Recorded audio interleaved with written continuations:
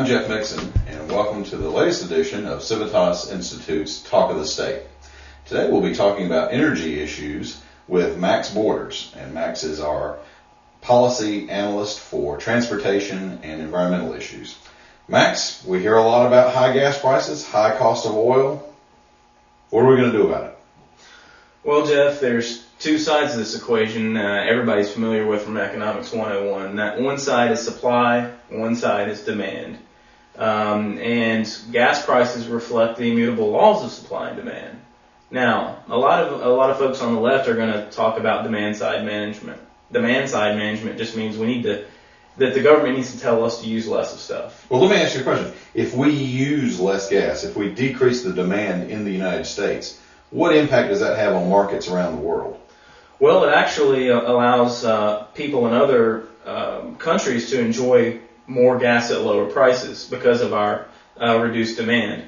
And so that doesn't necessarily help with markets at home, but it does to some degree. Of course, our reduced consumption has contributed to lowering of prices here at home and as well as around the world. But we have to look at the other side of the equation as well, and that really is the supply side. The demand side management that's going on as a result of high prices in the U.S. currently really are hurting quite enough. People are getting out of their SUVs really pretty quickly.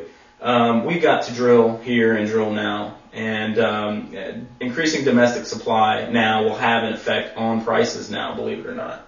So with the way the markets are set up with commodity speculation, the president announced his intention to repeal an executive order prohibiting drilling, and immediately we saw the market respond by going down. If the Congress were to follow along with that and unshackle further research and development, what impact would that have on markets? Well, that's the thing. I mean, and really, the president's words that day, that $16 a barrel drop in oil, shattered this idea, this media myth that's propagated currently that we won't see immediate effects from more energy coming onto the market. In other words, yes, it's true that supplies of oil from drilling offshore, say in North Carolina, won't come online for quite a while. However, the immediate effect is felt in the futures market. So, word from politicians, talk by politicians about drilling and allowing these moratoria to elapse is already causing ripple effects in these speculation markets, these future markets. The price is going down. We've seen about a 40% drop off from the high of a couple of months ago, and people are already enjoying relief due to just the speculation that maybe these moratoria will be lifted. You know, I've heard conversations on the left who talk about how oil and gas companies already have so many thousands of acres of lease options in place, and that, they would rather see those options explored more before we increase the size of those lease options. What can you tell us about that? Well, this is actually a pretty disingenuous claim. It's actually verging on mendacious. That means a lie.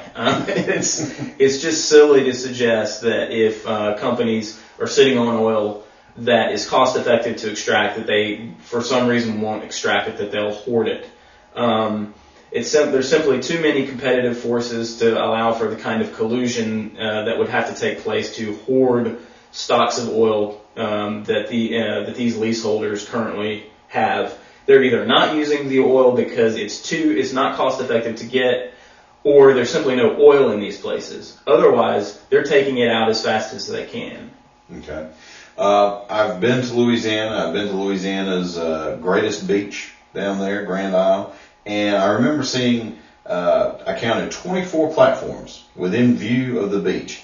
What kind of an impact would that have on North Carolina's environment if we were to drill here? Suppose we did find oil offshore.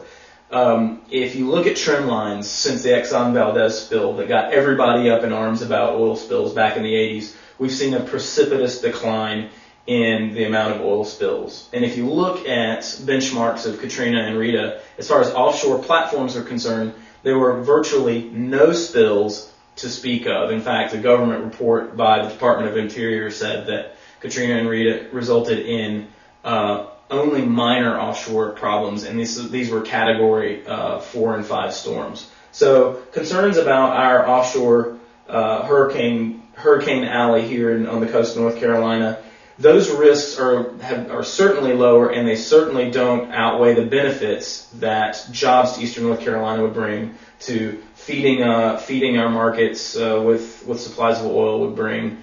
And there's just no question. And people in North Carolina agree. Polling by the Civitas Institute suggests that upwards of 65% of people in North Carolina agree that we should drill here, drill now.